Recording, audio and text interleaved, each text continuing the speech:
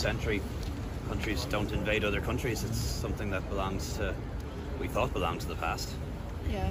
But we're limited as a small country in what we can do. But the Taoiseach's going to go to Brussels today, and we'll support any sanctions we can. You can talk about Ireland is a small country that has a history of becoming independent from a much more powerful country. So you know the idea of what's going to happen. The Irish government was able to negotiate the Friday treatment, and having a neutral status. Maybe Ireland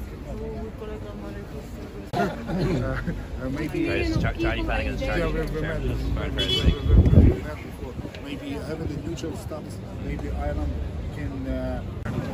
I wish we could do more, but we'll do whatever we can. I know. Very worrying day for you today. Very worrying today. Oh yeah. Your family were home. Yeah, we are worrying about it. Yeah. Yeah, but thanks God they're safe there. Yeah. So thanks a million. Very sorry to see this happening. It's unbelievable that this is happening. Yeah, I know. We understand the Irish history, how they become independent, so we're like having in common. So thanks. Anyway. Is there any explanation why, how is it possible, how does it happen in the modern Europe?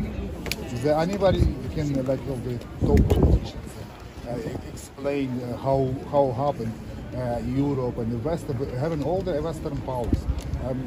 I'm not blaming anybody in this, but that's going to be the general question of everybody in Ukraine.